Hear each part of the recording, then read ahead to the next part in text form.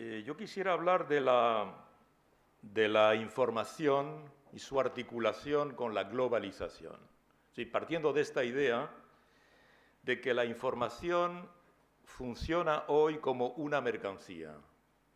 Digamos, la información no está funcionando según las leyes de la información, tal como se pueden enseñar en los departamentos de comunicación o de periodismo, sino que está funcionando según las leyes de la mercancía, según las leyes del mercado, digamos, de la oferta y la demanda. Eso es lo que le da valor a una información. El valor de una información, en definitiva, depende de la cantidad de personas que supuestamente están interesadas en esa información y no de su valor intrínseco, digamos, con respecto a lo que esa información puede aportar en términos de capital cívico, de enriquecimiento intelectual, de la sociedad a la que llega, en términos de soluciones a problemas, etcétera, o de respuestas a interrogantes.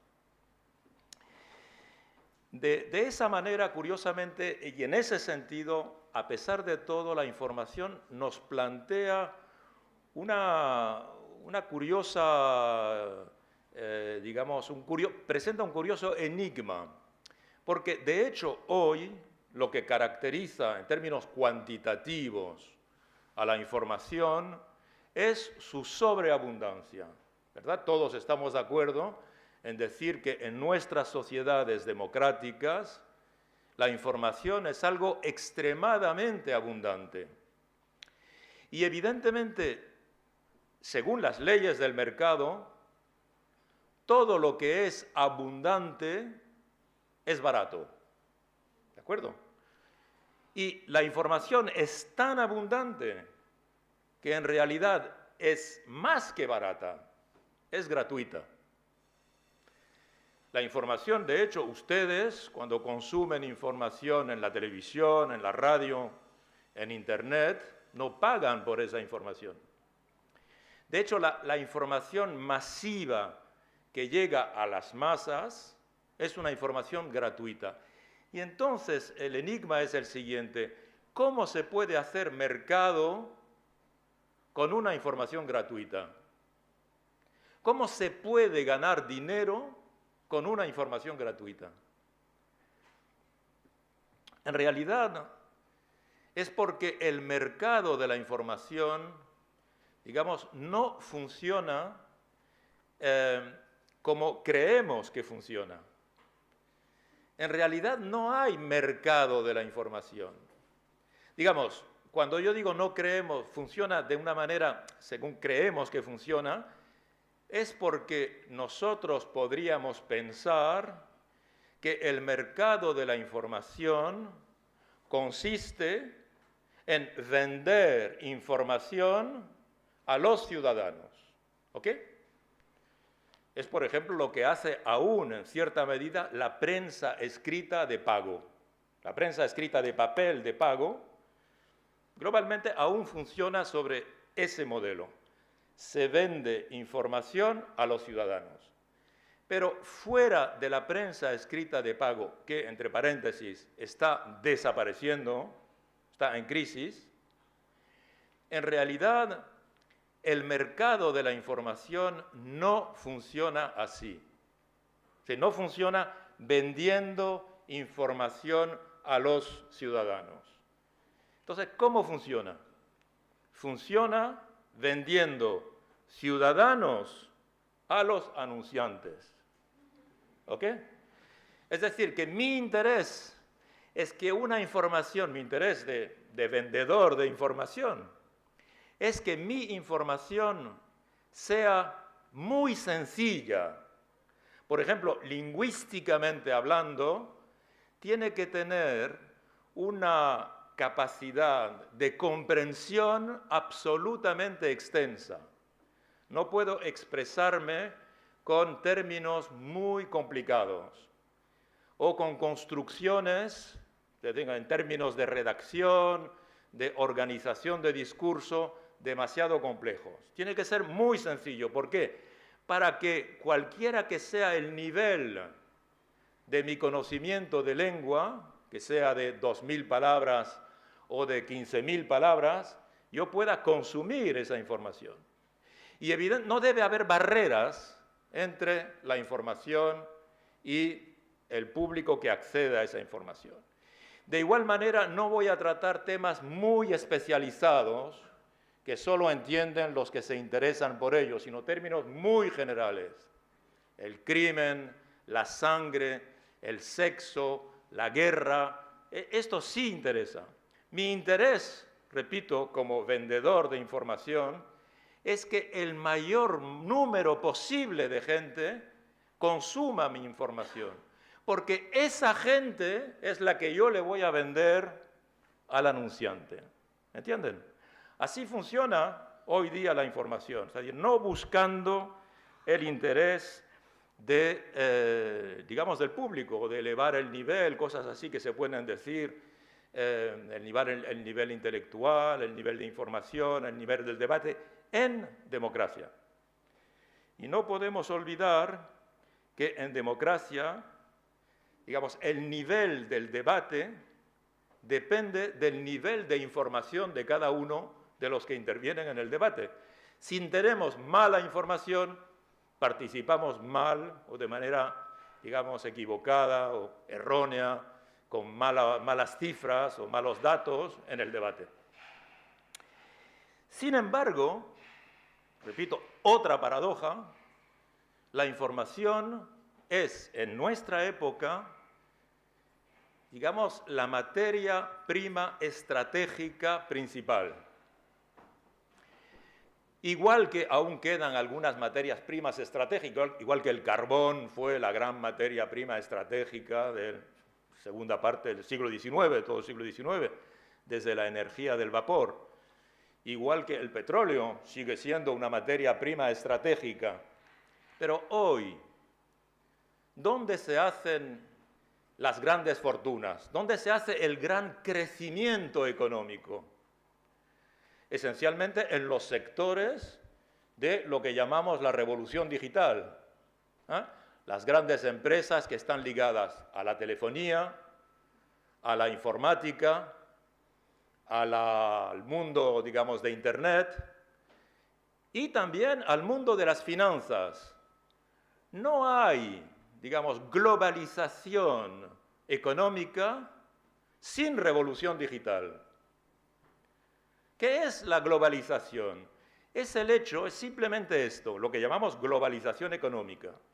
Es simplemente el hecho que hoy el dinero desmaterializado,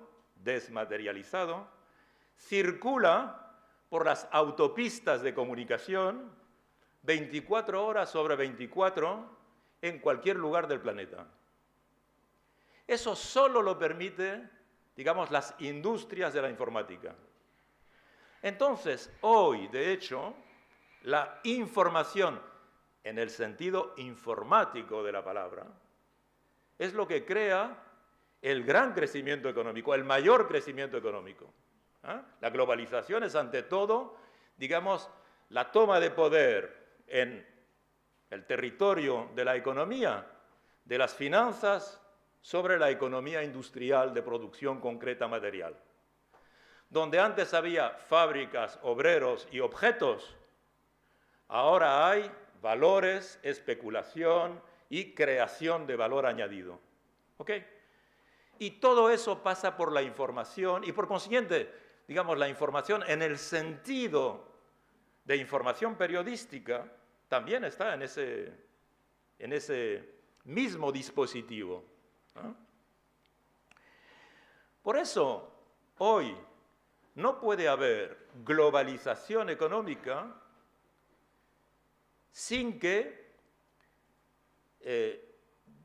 nosotros no podemos entender, digamos, la globalización económica sin que nosotros identifiquemos quiénes son los actores principales de la globalización. Y yo he citado algunos, ¿verdad? Los bancos o los grandes fondos de pensiones o los grandes grupos financieros son actores. pero los grupos mediáticos, los grandes grupos mediáticos, también son actores principales de la globalización.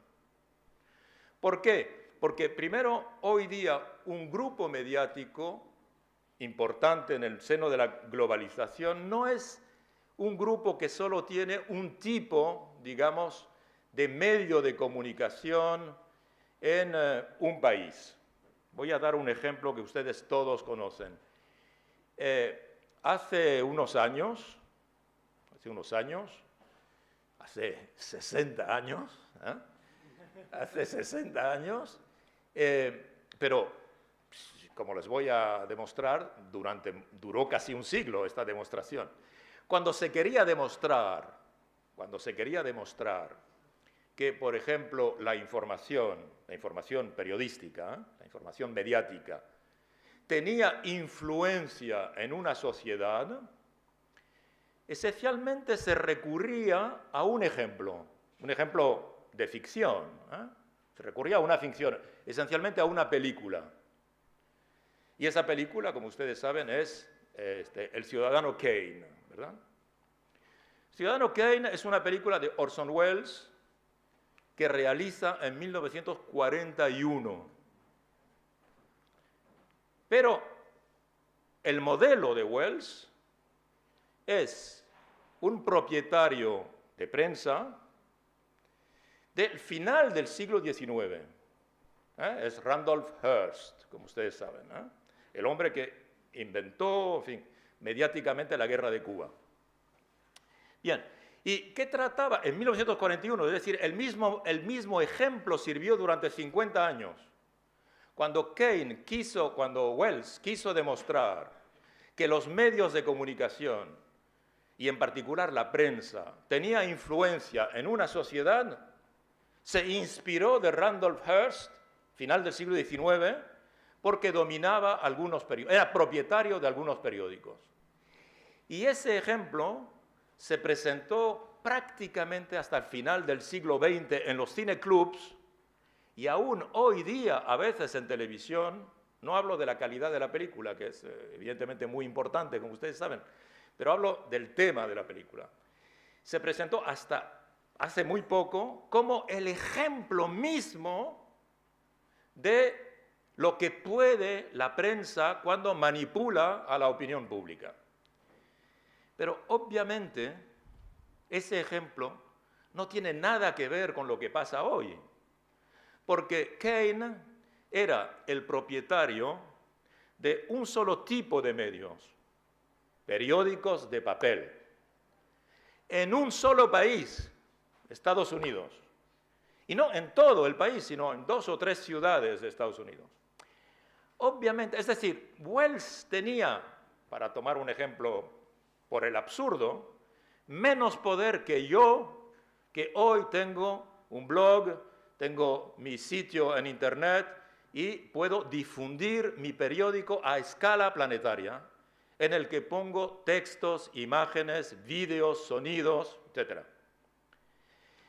El Citizen Kane de hoy, por ejemplo, que es Rupert Murdoch, que ustedes conocen. Murdoch es un mogul australiano, que es el propietario esencialmente de la principal empresa mediática del mundo, que se llama News Corporation.